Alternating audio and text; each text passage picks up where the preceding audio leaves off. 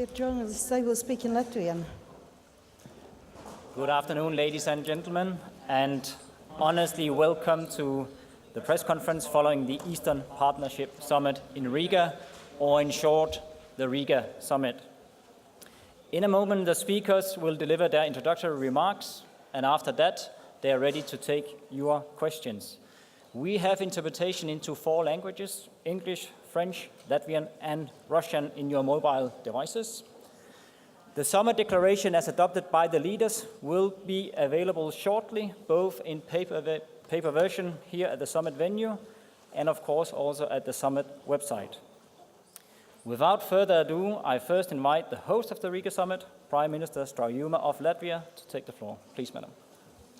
Cienījamie žurnālisti, noteikti Rīgas samits ir vērtējums kā svarīgs notikums Latvijas un Eiropas notikumu kartē. Sveicām Rīgas samitā gandrīz visu Eiropas Savienības dalību valstu un Austrumu partnerības valstu un valdību vadītājus. Es uzskatu, ka Rīgas samitā mēs devām vēl vienu grūdienu uz priekšu dziļu un stratēģiski nozīmīgu Eiropas Savienības attiecību veidošanai ar Armēniju, Azerbaidžānu, Baltkrieviju, Gruziju, Moldovu un Ukrainu. Esmu pārliecināta, ka šodien samitā pārunātais iezīmēs Austrumu partnerības politikas attīstības virzienus tuvākajiem gadiem, sekmējot stabilitātes, drošības, labklājības un demokrātijas nostiprināšanos Austrumu partnerības reģionā. Rīgas samita deklarācija, ko tikko apstiprinājām, apliecina, šis stratēģiskās nozīmes attiecību tilts tiek būvēts gan no Eiropas Savienības valstu, gan no Austrumu partnerības valstu puses ar lielu rūpību, iedziļināšanos katras valsts situācijā un absolūti noteiktību nemitīgi iet uz priekšu. Ar katru sadarbības soli nostiprinot šīs attiecības.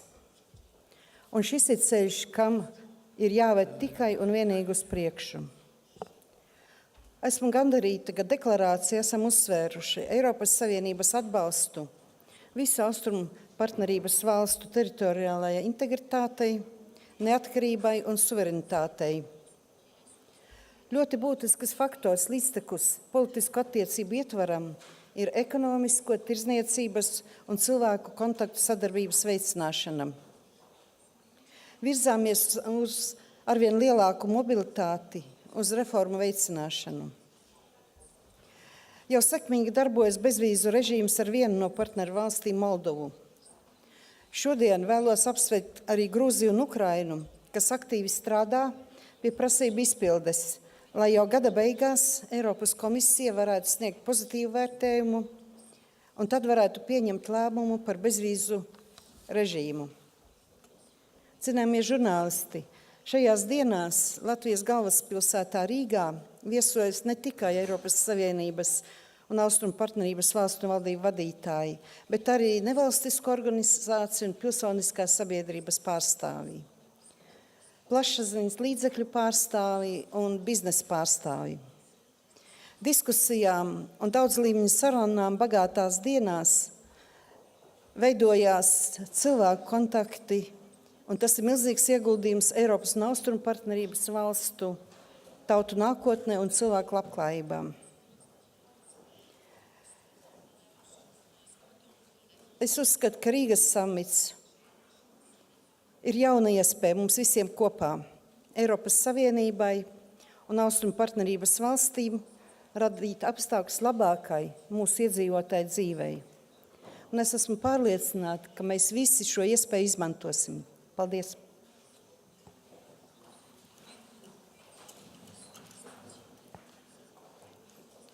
Thank you very much. Okay. I now turn to Donald Tusk, President of the European Council and Chairman of the Riga Summit. Thank you, Preben. Good afternoon. Before anything else, let me first express my sincere gratitude to honestly host. To you, Prime Minister, dear Laindota, and to the Latvian presidency for all the work undertaken in preparing the summit.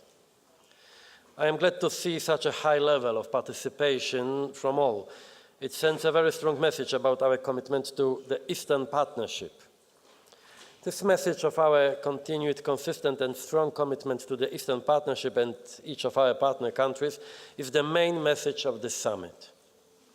And it is a necessary message in light of the last year's turmoil, aggression, intimidation and even war in this part of Europe. The Eastern Partnership is our framework of engagement that offers closer political association and economic cooperation with the European Union. It is based on mutual interest and commitments as well as the free will, sovereignty and independence of all parties.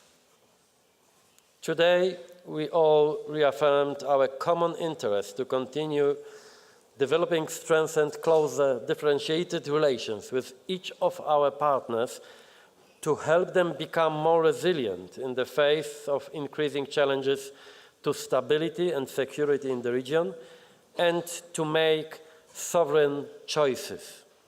Strengthened and more transparent institutions, free from corruption, will make our partners stronger and help us maintain the Eastern Partnership relevant for all.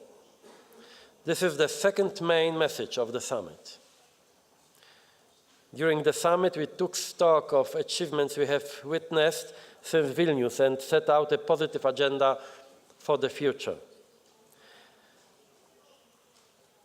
Since the Vilnius summit, we have signed association agreements and deep and comprehensive free trade areas with Georgia, Moldova, and Ukraine. This has brought our cooperation to a new level. The AA DCFTAs are already provisionally applied, except for the DCFTA part for Ukraine, which will enter into force as of the 1st of January 2016.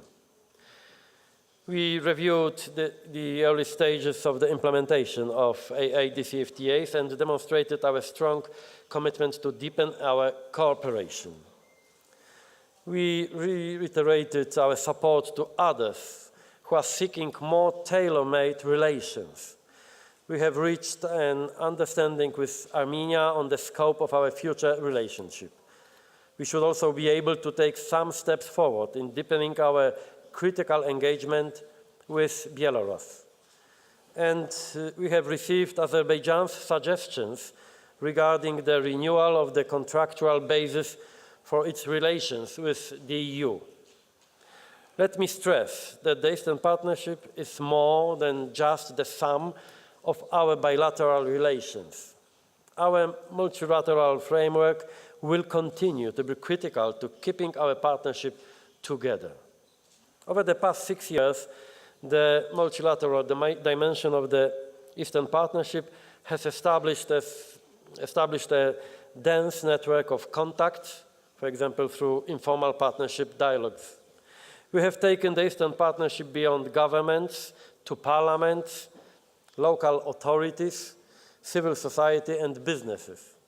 And today we confirmed our intention to make energy and transport cooperation distinct priorities for the coming years. Overall, we agreed to advance our cooperation in those areas which bring tangible benefits to our partners' societies and economies, in particular in state building, mobility, and people-to-people contacts, market opportunities, and interconnections. With regard to mobility issues, we welcome the positive impact the visa-free regime with Moldova has had on travel and people-to-people contacts, with around 500,000 people having benefited from this opportunity during its first year. Progress is also being made with Armenia and Belarus. With regard to Georgia and Ukraine, which are the closest in line to achieve the objective of visa-free travel, President Juncker and myself are determined to be as ambitious as possible in terms of seeing this process to a successful finalization. But it is, of course, also up to Georgia and Ukraine to set the pace when it comes to fulfilling the necessary steps. We also agreed to continue to improve our communication efforts to better explain the benefits of the partnership to the general public.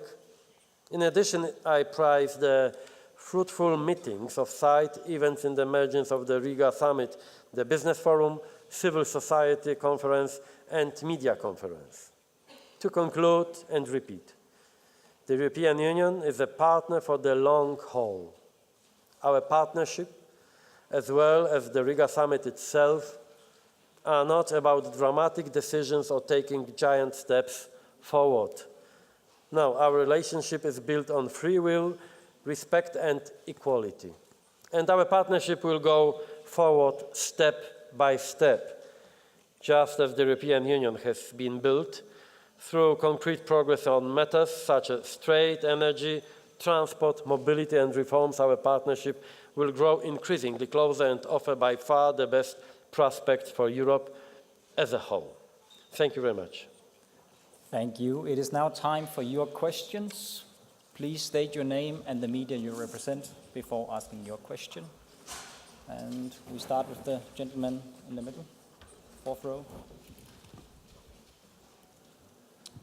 Hi, Lawrence Norman from the Wall Street Journal. A couple of questions. First of all, we understand that the summit was held up and the statement held up because of concerns by Azerbaijan over the statement. And we understand, Mr. Tusk, that you had to ring the Azeri president to get him to sign off on the statement. Don't those kind of tensions and the arguments over the language on Crimea suggest that the Eastern Partnership is actually an idea whose time has passed, and we'd be better off dealing with those countries, Georgia, Moldova, and Ukraine, who want closer ties? And just a quick second follow-up for Mr. Tusk and Mr. Juncker. Are you beginning to fear that Mr. Cameron is set on a course to take Britain out of the European Union? Azerbaijan and Belarus' position is, for me, something like a practical example of tailoring our cooperation and differentiation. In fact, we predict this problem because so-called tailoring was one of the topic of our summit in Riga. We are fully aware that we need new tools as the EU and as the Eastern Partnership. This was the main topic of my discussion with President Aliyev today after our meeting. And in fact, we discussed not about the declaration. As you know, we have a joint declaration including Azerbaijan and Belarus. The discussion was rather about the new tools and the new approach that reflect differentiation. And for sure, Azerbaijan is determined to continue cooperation, even strengthen our cooperation between EU and Azerbaijan. I have no doubts. It was maybe the most clear message from President Aliyev today. And what Azerbaijan needs is the best relationship with Europe. I have also no doubt. Emotions with our joint declaration, this is something for me very natural, also because of very difficult situation around us. As you know, in fact, since Vilnius summit, everything changed around us, but nothing changed when it comes to our intentions. And this is why I am quite satisfied by the results of our summit, despite the difficulties with this process of drafting our common declaration. But as you know, the most important thing is the final, not the beginning of processes. About David, I think. Yeah? I didn't understand the question. But anyway, I have been invited by the British PM next Monday at Chequers, and then we'll take under meditation all the elements which could have been elements of your question. Thank you. We move forward to the next question. I see a lady there in the first row.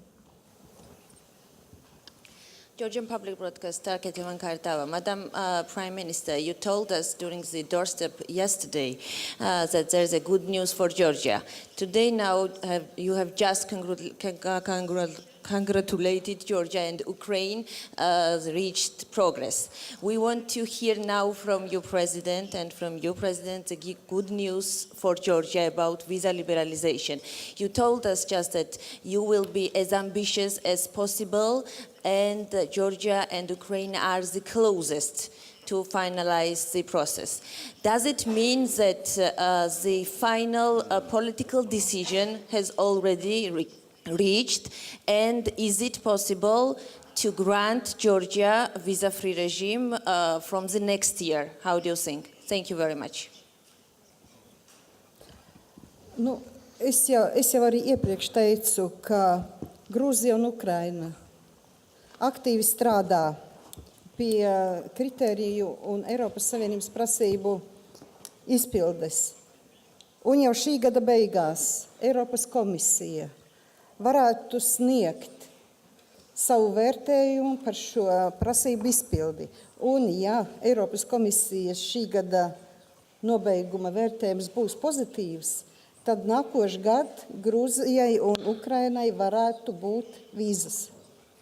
Tā kā šī gada beigās vēl viens komisijas vērtējums un pozitīvā vērtējuma rezultātā Grūzija un Ukraina varēs nākošais gads iegūt bezvīzu režīmu.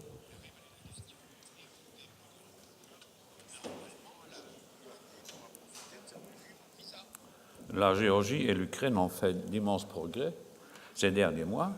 J'ai remis aujourd'hui même aux autorités ukrainiennes et géorgiennes une liste d'éléments sur lesquels la Géorgie et l'Ukraine devraient faire des efforts supplémentaires. La Commission publiera sa prochaine évaluation vers le 15 décembre et puis le Conseil devra décider. Je suis très optimiste en ce qui concerne la libéralisation des régimes de visa et pour l'Ukraine et pour la Géorgie. If I can add something regarding the visa-free regime for Georgia and for Ukraine, as you know, this process will need acceptance from all Council and all 28 member states of the EU. And what was, for me, the most promising signal today, that all of them, I mean all prime ministers, presidents, during our discussion, they mentioned how important for them is the process of liberalization, the visa regime. And I think it's also your opinion and yours, Jean-Claude, that this political mood when it comes to this topic was very responsible but very, very optimistic. Thank you. We take a third question. I see the gentleman in the third row. Rostislav Hotin, Radio Free Europe, Radio Liberty. I have a question for President Donald Tusk. Ukraine at the summit hasn't got European perspective in the final declaration. Instead, it got acknowledgement of European aspirations and European choice. Should there be some sense of frustrations for Ukrainians? And when will, at last, Ukraine and indeed Georgia and Moldova get this strongly desired European perspective? Thank you. I'm sure that we have to be very honest and very, very, very frank. The EU delivers its promises, but of course we can't react promising enough for other countries when it comes to all of its expectations. And because I think that you can understand this very delicate difference between our promises and expectations of our partners. For sure, it was a very tough discussion about language, and I know the language is very important in politics, but I think that deeds and facts are much more important than just the language in our declarations. And it means that nothing changed when it comes to our intention, also in this context. And I can just repeat, we stay the course. But nobody promised that Eastern Partnership will be the automatically way to the membership in the European Union. It's a long process. You have friends and enemies, enthusiasts and skeptics in Europe. It's normal. But for sure, especially in this very difficult time, I mean this geopolitical circumstances in our region, fact that we achieved this level of ambition in our declaration, I think we have to appreciate this fact, because it was also a very difficult and demanding process to convince our partners that this level of ambition in our common language, this is maybe the maximum what we can achieve today. But it means that our intentions are the same as 5 years ago. Thank you. We take a final question given the time constraints. I see the gentleman there in the middle. Labdien, Jānis Ransāns, ziņa aģentūra BNS. Jautājums ministra prezidentai Straujemas kundzei. Vai Latvija ir apmierināta ar samita rezultātiem un vai gaidāmi kaut kādi pavērsieni Eiropas Savienības un Krievijas attiecībās, ņemot vairāk Krievijas rezervētu attieksmi pret Austrumu partnerību? Paldies! Samita deklarācijas vienmēr ir kompromiss, bet es esmu apmierināta ar rezultātu. Deklarācija ir par sadarbību biznesā, par sadarbību cilvēku starpā, par infrastruktūras attiecību. Deklarācija nav vērsta ne pret vienu un ne pret ko. Tā ir par attīstību. Paldies. Thank you very much. Thanks for your attendance. That concludes the press conference.